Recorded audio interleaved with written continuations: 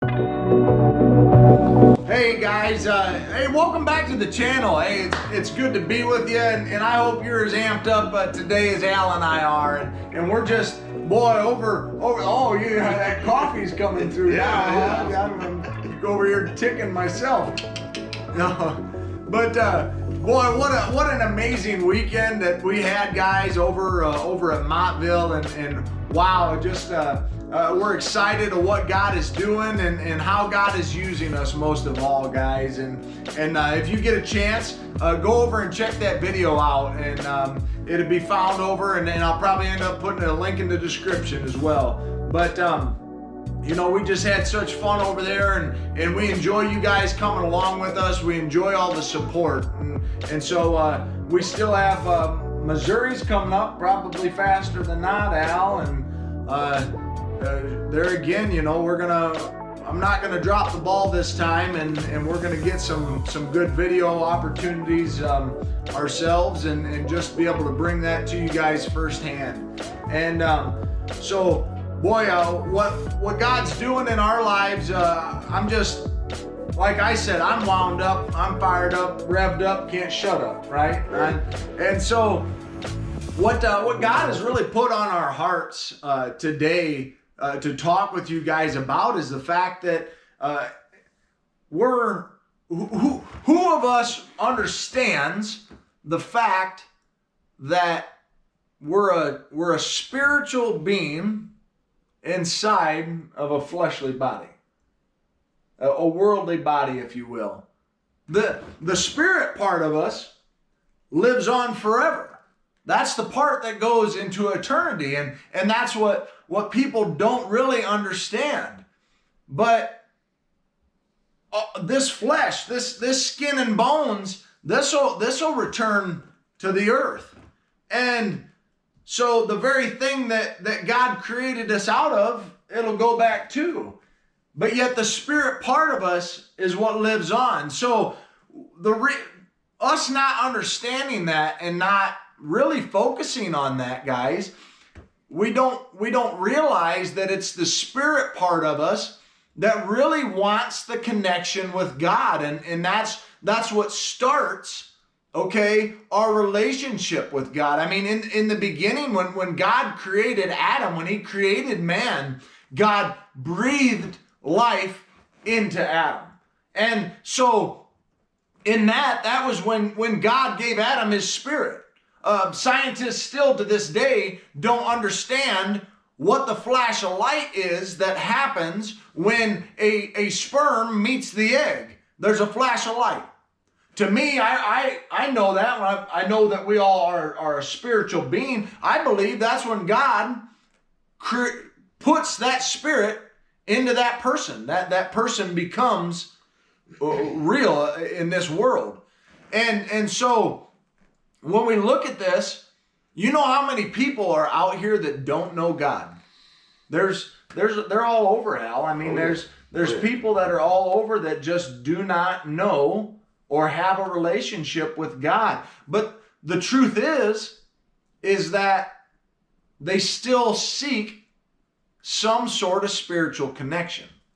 And this is where things get scary, Al. This is where things really open your eyes up to the fact that we have that desire. God built us with the innate need, okay, because his and our relationship, if you will, while we're here, is a relationship through spiritual connection, through that communication, through prayer, through fasting, through spending that time with him in the spirit, right?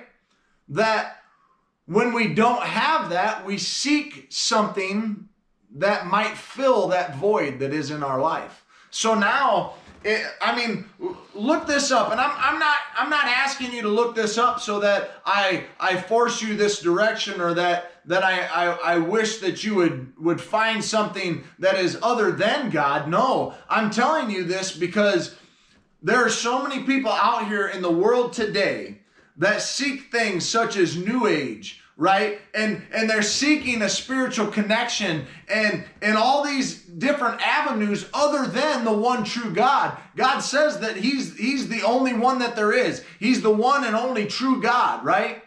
But yet, through so many different ways, man has always sought a spiritual connection.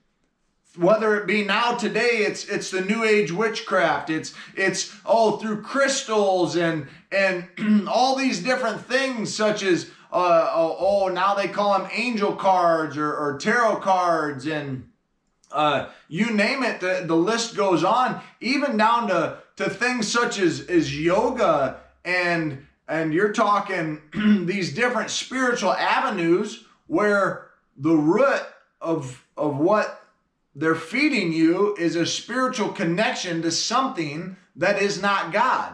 So therefore, it lies in the devil. It lies in a spiritual connection of something other than God. So now you're dealing with demonic activity. You're dealing with the enemy. You're dealing with being fooled by the devil or the enemy, Alan. And I don't believe people understand the severity of what the world makes out to be just frivolous. Oh, well, let's go do some yoga stretches and they minimize the seriousness. They do. And they don't realize the danger that it has on their soul and in their spirit, and they're opening themselves up to things that are ultimately damaging to them. So I want to talk about this. I feel like God was really laying this on me that we need to not seek these things. And if we are seeking these things, we need to stop and renounce these things, because that gives the devil a foothold to come and mess around with us. I know in my life, I've shared with you before, Eric, that when I was overseas in the military, I accepted Christ. However, it didn't seem to be a cool thing to do, you know. Oh, yeah. I saw girls everywhere and this and that and the other, and it just wasn't fun hanging around a bunch of guys talking about the Bible. That just didn't seem exciting to me. And I got involved in things. I got interested in the astral projection. I got interested in these things, and I can tell you some very weird things happen, and there is something to this. There is something to the astrology. And all these things, there is demonic forces behind it. Yep. Some people may say, well, I'm just going to look at my astrology sign or chart in a paper. Oh, yeah. Well, it could start that simple, but that can open up wider doors. That's where people are seeking something outside the natural realm. They're seeking into a spiritual realm because they're hungry and curious for the unknown that is out there. Yep. And I mean, take the prophets of Baal. I mean, this is found in 1 Kings. If you're interested in it, look it up. I'm not going to go over the whole thing, but what I am going to say is that I'm going to kind of condense it, okay? And the prophet Elijah, he was called by God to come against the prophets of Baal, right? And they kind of challenged him. They said, okay, well, how about this? We'll settle it this way, right? This kind of the story that they come up with, and they said, well, how about we both build an altar to our gods, right? So the prophets of Baal built an altar to Baal. Elijah built a prophet to the one true God. So Elijah said, well, why don't you go first? So they did. And they spent time after time after time trying to get their God to answer. Well, this God is a demon. This God is something other than God. It is part of the demonic realm. And everything they did, they went to even the extreme of cutting themselves and doing things like that, trying to get their God to answer.